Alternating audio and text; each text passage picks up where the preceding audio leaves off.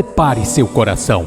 A partir de agora, programa Bíblia Sem Arrodeio. E falou o leproso: se o Senhor quiser, pode me purificar. Jesus estendeu a mão e disse: quero ser limpo. E ele foi curado. A palavra de Deus de forma simples e objetiva. Como Jesus é, sem arrodeio. Como a Bíblia é, sem arrodeio. Comunicação, irmão Gilvan Silva. Dia a dia Cristo está comigo, me dá paz no meio do terror. Meu irmão, minha irmã, paz do Deus vivo para você e a sua casa. Sou o irmão Gilvan Silva, seu parceiro de orações, e este é o programa Bíblia Sem Arrodeio, onde a Bíblia é comentada de forma objetiva, clara e sem arrodeio. O foco do programa Bíblia Sem Arrodeio é sintonizar você e eu com Deus por meio da leitura diária da Bíblia, hábito que propicia saúde e êxtase. Ao abraçar, meu irmão, este maravilhoso universo, logo se constata quão magnânima é a leitura bíblica. Hoje comentarei Êxodo capítulo 4. Os capítulos 3 e 4 formam um bloco. Assim sendo, Deus continuou o paciente processo de convencimento de Moisés. Ele fez 2 sinais sobrenaturais. No primeiro, Moisés dominou uma serpente mortífera que havia sido criada a partir do seu cajado. E no segundo, uma lepra nasceu e morreu apenas em uma das mãos de Moisés. Veremos também a inclusão de Arão, irmão de Moisés, à equipe do Êxodo, a ida de Moisés ao Egito com a anuência de Jetro, seu sogro e patrão, a relutância de Zípora, esposa de Moisés, em permitir a circuncisão do filho do casal e, por fim, o encontro de Moisés com Arão e o povo. Êxodo capítulo 4, do 1 ao 7. Pois bem, Deus continuou dando as coordenadas de como se daria o resgate do povo de Israel do Egito, mas Moisés ainda não estava convencido do êxito. Então, com sinceridade, Moisés fez uma pergunta, mas em caráter de objeção. E se eles não acreditarem que o Senhor me apareceu? Ao falar eles, Moisés se refere ao povo de Israel. Veja que na narrativa antecedente, Deus estava falando sobre o povo, no capítulo 3. Então o Senhor mandou Moisés lançar seu cajado de pastor de ovelhas no chão, que imediatamente foi transformado numa serpente agressiva, e Moisés fugia. Em seguida, Deus mandou Moisés pegar a serpente pela cauda. Veja só, Moisés confiava no poder de Deus, meu irmão, mas não confiava na sua capacidade própria de gerir tão grande obra. Por isso Deus realizou este sinal que daria ao cajado do pastor o emblema do poder investido por Deus. Moisés confiava tanto na proteção divina que obedeceu e pegou pela cauda, e a serpente voltou a ser o cajado. Deus ainda fez outro sinal. Moisés colocou uma das mãos no peito que ficou leprosa. Controle absoluto de Deus, né? Moisés refez a ação e a mão ficou limpa da lepra. Veja que o poder e a proteção divina foram originados a partir da obediência. Êxodo 4, do 8 ao 17. Deus continuou animando Moisés e falou que após os 2 sinais serem feitos e o povo permanecesse relutante, Moisés derramasse um pouco de água na terra que se transformaria em sangue. Foi aí que Moisés apresentou sua limitação de falar. Ele disse que nunca teve facilidade para falar bem. Isso se chama, meu irmão, esvaziar-se de si. Não investir na capacidade própria. Confiar só no Senhor. Quando se confia muito em si, meu irmão, a tendência é construir o conceito pessoal superior ao que de fato é. E Deus resiste ao soberbo, mas dá graça ao humilde. Tiago 4 e 6. Veja bem, a autoajuda está em moda. A gente ouve muito essa coisa de você mata um leão por dia, você venceu uma batalha de natação no útero contra bilhões de outros. Uma coisa bem sensacional, né? O perigo desse mega humano configurado na mente é quando chegar o limite e a pessoa não avistar saída. Sábio é, meu irmão, pôr no Senhor a confiança. Vigiemos, autoajuda não, ajuda do alto sim.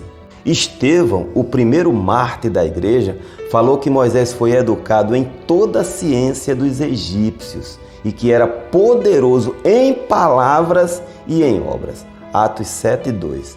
Arão, com certeza, falava com elegância e sobrepunha Moisés na arte da oratória, da retórica. Mas Moisés era convincente na sua forma de se pronunciar. Se deduz que o período de 40 anos distante dos grandes centros o fez perder os hábitos eruditos. Mas o Senhor não desistiu. Estarei com você, lhe ensinando o que dizer. Ah, meu irmão, que lição de ânimo, hein? Eu pego até uma sobrinha para mim. O Senhor, ele cedeu aos apelos de Moisés e agregou Arão, seu irmão, à equipe que tiraria o povo hebreu da aflição no Egito. Afinal, é melhor serem 2 do que 1. Deus falou assim: você dirá o que Arão deve falar e eu lhes direi o que deve fazer. Como Deus fala ao profeta, você falará ao seu irmão. Ele será o seu porta-voz. Por isso, meu querido, o sentido de profeta é porta-voz de uma divindade. Aquele que falseia uma profecia não é profeta de Deus. Deus não mente. Eu vejo até uma certa banalização com o nobre dom de profecia. E me angustio, mas me angustio pelo destino do tal profeta em aspirar a ser Deus. Sabe que não é Deus falando, que é ele ou ela falando, mas faz a cavilação descaradamente. E alguns incautos embarcam. Êxodo capítulo 4, 18 a 31.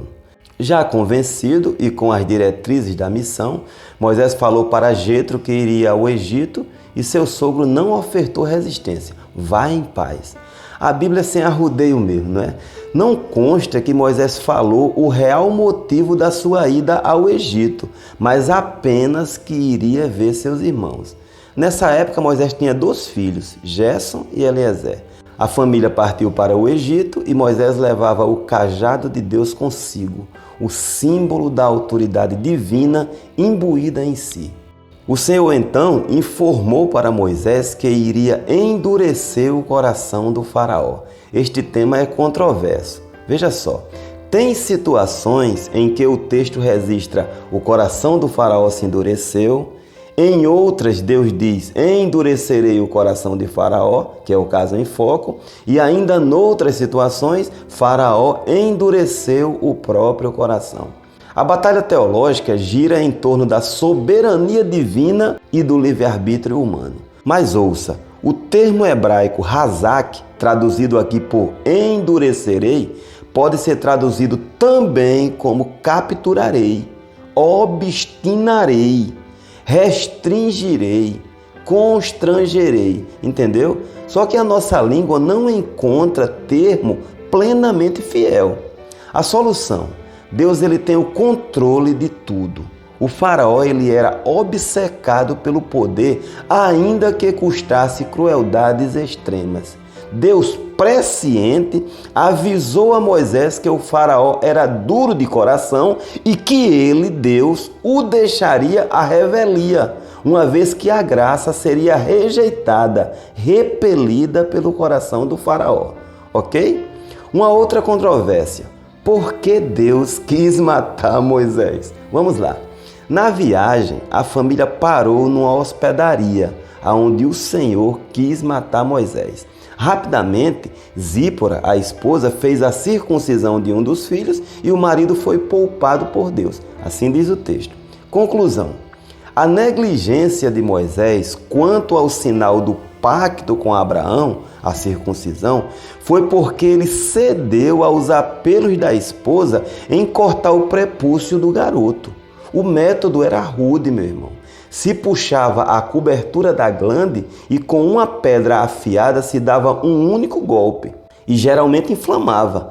Ao entender que o pacto com Deus era coisa séria, Zípora fez a cerimônia devido à impossibilidade do marido, mas o acusou de sanguinário. Moisés a mandou de volta ao pai junto com os filhos, mas Jetro veio devolvê-los. A gente vê isso, ou verá, em Êxodo 18, do 5 ao 6. Deus é onisciente, meu querido. Ele sabia o desfecho.